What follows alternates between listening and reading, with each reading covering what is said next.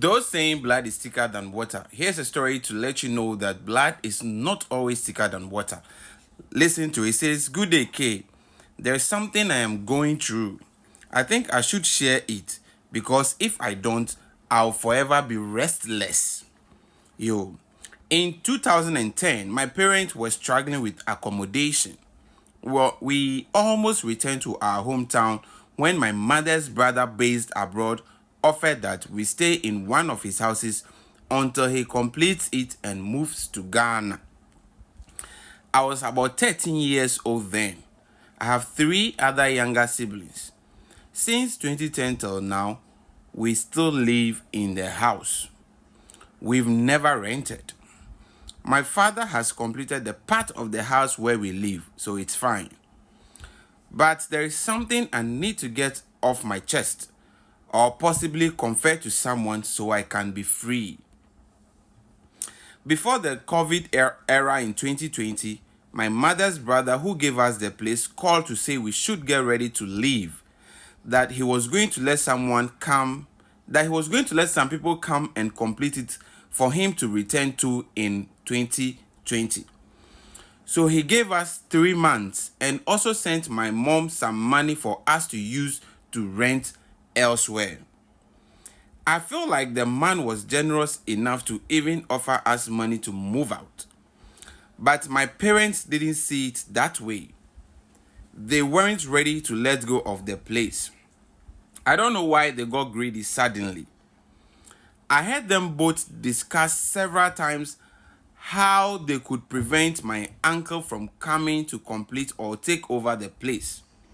They called him names and said he should go to his other houses instead of insisting he wanted the one he gave to us. One day, my father left home. He didn't return for 3 days. I personally don't know where he went. Our mother only said he traveled. Days after his return, I overheard them saying he was never going to take the place from them, that if the thing doesn't work, then they would have to eliminate him from there. Wow. They kept going back and forth until my uncle himself arrived in the country somewhere in September of 2020. When he got into the country, my parents mentioned it, but they were convinced he wasn't going to come to the house. I don't know if they did something to take his mind off the place or not.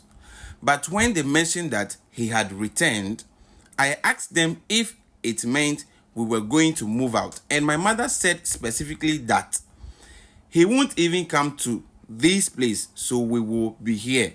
She said, "Mameni Jina baby, so she knows she knows she has done something." Yo. Unfortunately, in December, someone called on behalf of our uncle, claiming he was going to bring him to the place to check out the property and resume work on it. That day was a bad day for my parents. They became angry, blaming the one who called that he's the one to have mentioned the property to my uncle again. My father traveled later and returned some days after. This time, I overheard my mother saying he was going to see someone at Aflau. K. The day my uncle was brought to the place and he left, he fell sick and not long after passed away. When the news of his demise reached my parents, I saw the guilt and joy in their eyes. Unfortunately, they couldn't hold it. My father joyfully said, "It is finished." I was only suspecting them at that time until I overheard my mother saying the thing worked. What thing? What thing? Then I confirmed it that they did something to the man.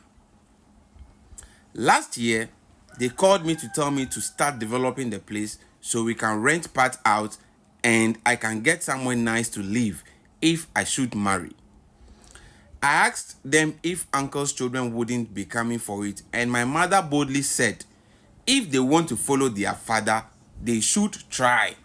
Meaning this woman and the husband are determined to seize the property permanently. They are not ready to let it go. Hey, Charlie.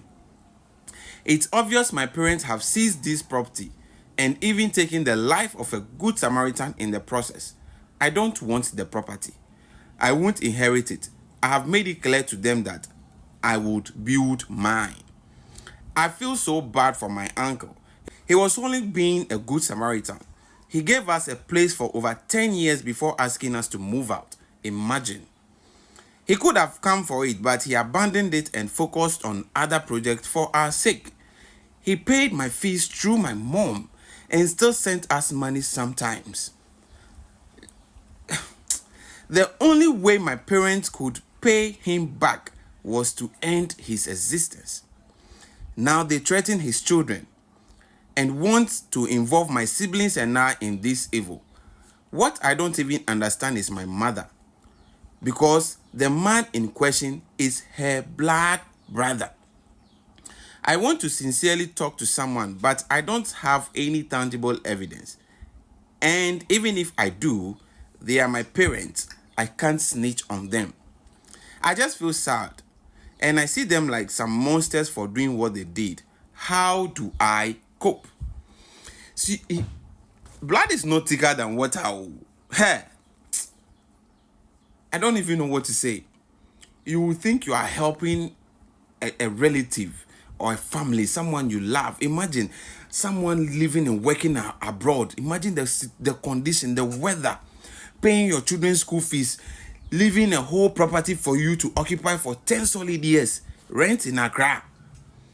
And the only way you could pay him back after he gave you money, that move out and go and rent elsewhere. And you say he came sacking you, he gave you money.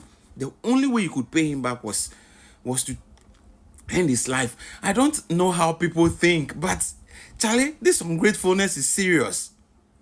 Let's hear what you think in the comment section. Remember to